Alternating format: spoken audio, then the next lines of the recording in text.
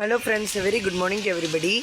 Now currently in Chennai, due to the Cyclone Fengal, the weather condition is really very bad. For Chennai, the government has issued a red alert. The Cyclone Fengal is going to make landfall near Pondicherry and Mahabalipuram.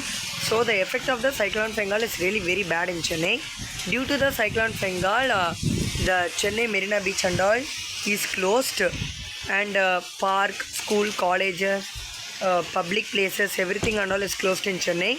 The wind speed is really very high in Chennai. So the trees are really in the verge of falling. In our YouTube channel, we are going to cover the recordings and footage of the Cyclone Fengal's effect in Chennai. So constantly check our YouTube channel to view more updates.